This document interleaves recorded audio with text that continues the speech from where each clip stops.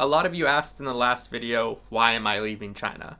Especially if I say I still like the country and I'm still happy to be here. Well, there are a few reasons, and I want to explain that in this video, because I've been here for 14 years, and from what you guys can tell in the videos, I seem to like China a lot. I often talk about China in a positive way, and Yvonne, my wife, also has her channel where she often shows our travels, and we seem to be pretty happy with our lives here.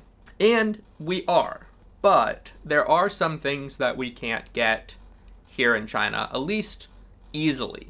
So I'm going to talk about that in this video and explain kind of the overall reasons for why we're leaving. Again, like I said in the last video, these are personal reasons. They aren't necessarily about China, but there are some policies that make things more difficult for foreigners, and specifically for what we want to do in the future and what we are attempting to do in Portugal. So I guess we'll just jump right into it with probably the biggest one, which is property. So if you know anything about China's property market, you will know that it's pretty, I guess, a bit wild.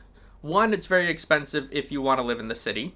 So any big city like Shanghai or Beijing, where we live, if we were to try and buy an apartment, it would be difficult for a couple of reasons. One, because most of the foreigners that I know that have bought property in China have a Chinese partner. So essentially, because their partner is Chinese, whether that's their husband or wife or whatever their relationship is, they are able to buy that property much easier than just two foreigners. So Yvonne and I are just two foreigners, and so trying to buy a property is more difficult from a legal standpoint, from just a variety of reasons.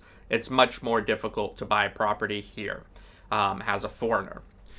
On top of that, if you're trying to buy property in the country, so in the cities it's very expensive. Apartment like this can go, thousands of renminbi per square meter. So it can get up there pretty quickly, including the location. We are across the street from Jinshan Park. Literally, I can see the park from here. So I can walk across the Jinshan Park anytime I want. And that is a really prime location in these hutongs. So if we wanted to buy a property like this that we currently live in, we couldn't afford it. It's just a crazy amount of money anywhere in Beijing, but specifically in good locations. So maybe on the outskirts of Beijing, we could afford an apartment, but we don't want to live in an apartment. We don't want to live in an apartment anymore because we've been living in apartments since we moved to China 14 years ago. And what we really want now is a permanent home, someplace that we can call our own, and someplace that we can actually settle down and put roots down and kind of build out the life that we want. And you can't do that in these apartments.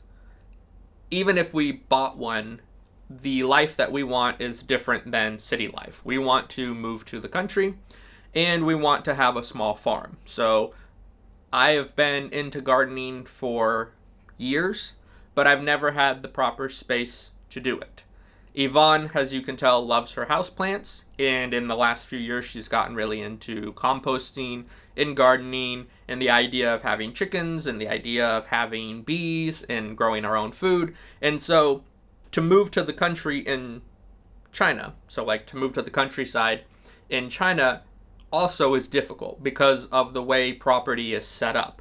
We were watching Catherine from Catherine's Journey to the West, and how difficult it was for her to even rent an apartment in a small village where she talks about possibly having chickens and stuff. I think many of you have watched her videos about her village life. We also are friends with Miriam from Miriam in China, and she lived out in kind of a smaller village with her husband where they grew crops and had a greenhouse and all this kind of stuff. That type of lifestyle really appeals to us, but we can't really do that in China because, again, we are both foreigners. the way the property laws are here and the difficulty of even getting a property like that. On top of that, we are looking to buy something for long term. So we don't feel that that would really work in China, because this goes into the second kind of reason is visas. If we aren't working, it's very difficult to get a visa as a foreigner in China. So most foreigners that have a green card or have property in China, again, are married to a Chinese partner. And they get that green card or that kind of permanent residence status through their partner. And that's kind of what anchors them to China. As for Yvon and I, if we stop working, we don't have a residence permit.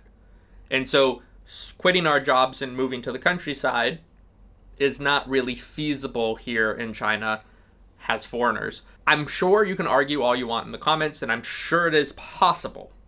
But possibilities plus like ease of something in feasibility of something is two different things. It's a giant hassle to do that type of life change here in China versus where we're moving to in Portugal. In Portugal, we were able to buy a property. We've already bought a property, to be honest. We were able to buy a property in 2 visits. We went one time in February and we saw the property, and then we went back just about a month ago and we bought the property. And it is exactly what we want. It's a farm with lots of land where we can have chickens, we can have our crops. It's everything that we wanted. So that was how easy it was for us to do it in Europe. It really took 2 trips. As for here, I wouldn't even necessarily know where to start, let alone which part of the country that we would want to live in terms of starting this process of becoming kind of homesteaders in China. That is kind of the big 2 reasons. So the visas and housing are kind of the big issues here for us to stay longer. And that's what we want to do. We've talked about this, like I said, since living in Shenyang when I had my first indoor garden, which was in 2012. So we've been talking about this for 10 plus years of always trying to find apartments where we could have some kind of outdoor space, where we could grow something. And the previous apartments, the last 2 apartments that we lived in, we had little kind of balcony gardens. This apartment, we have the upstairs space and we have the outdoor space, which we've tried to grow some stuff. I had corn growing last year, but it's not entirely what we want. So we are taking a big risk in going to Portugal to live in a small village with a farm, and we can do that because Yvon is from the European Union. And so it will be easier for us to live there and get the proper visa / paperwork to live in Portugal. As for here in China, I wouldn't even honestly know where to start to get a visa or a green card without working a full-time job. And speaking of jobs, this is something I don't necessarily talk about very often, but I'll talk about it now, is I am not working. So in 2020, during the height of everything that was going on, my contract with the company I was working for came to an end.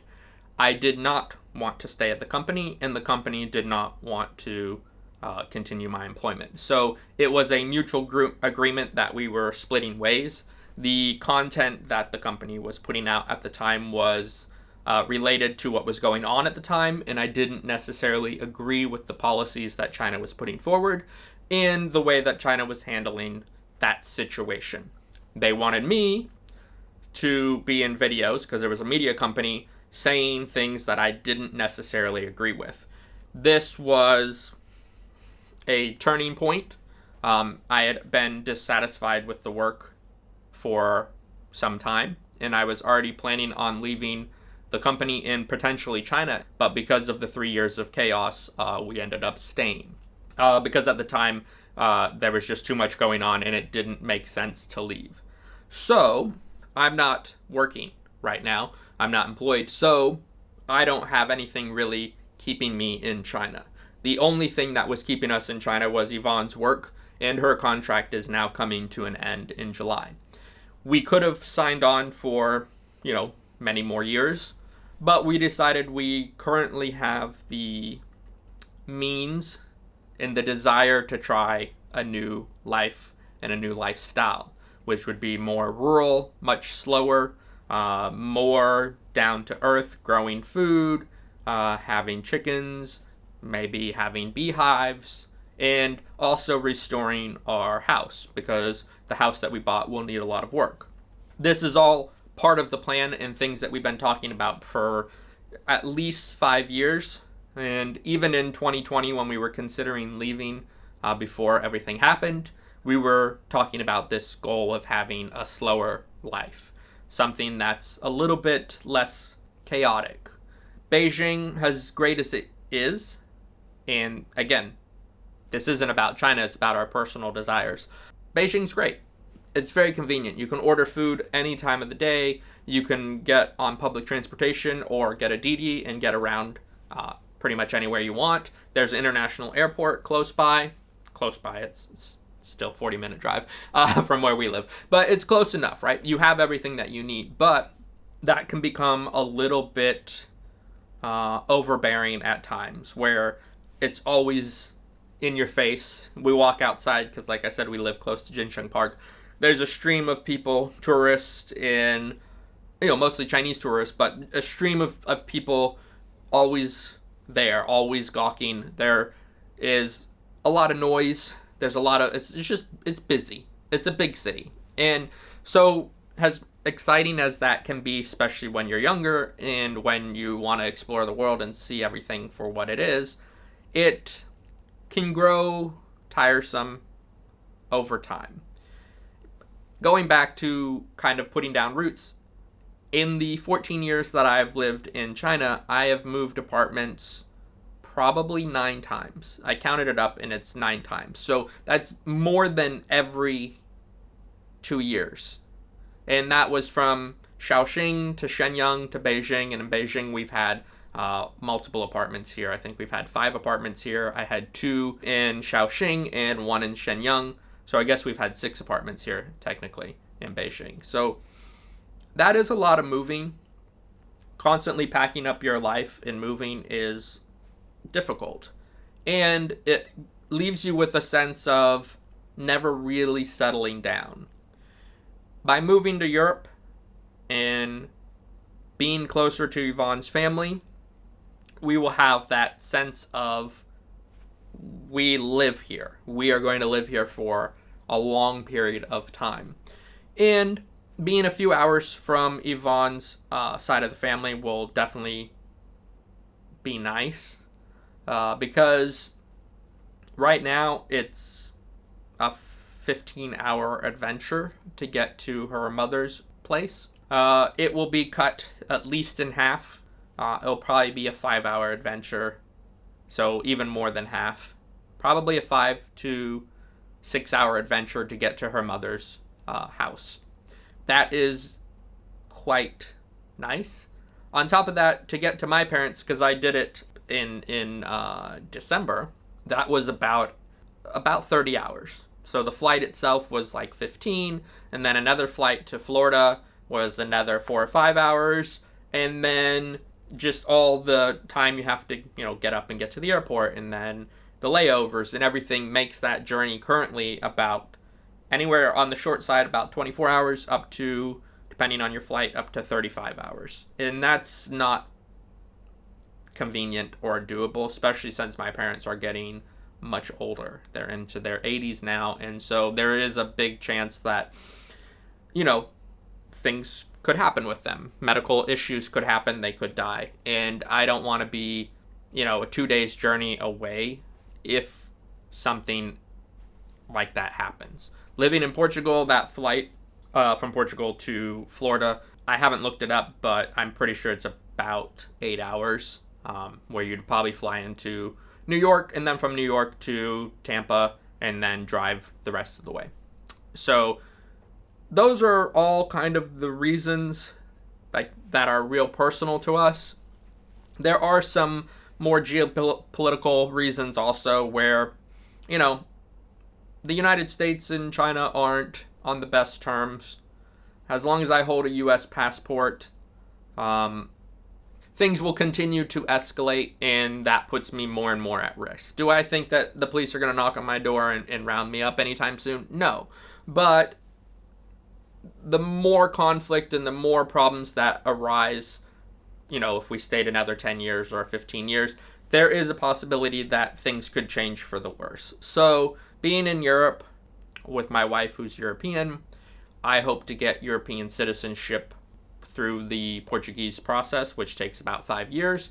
That would make us European, and I think that makes more sense in the long run for us than staying here for 10, 15 years. Although we could do it, there comes a time when you say, let's leave on good terms versus waiting until things get bad or we get bitter.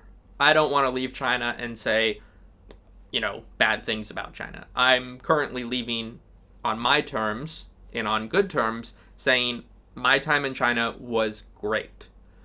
I got everything I could have asked for and more.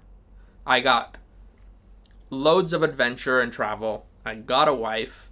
I have more money, like I said, than when I arrived, because obviously I've been working for many years. So I have more money, I have a wife, I have plenty of good stories about my time here. I've met many good people, but now it's time for us to move on.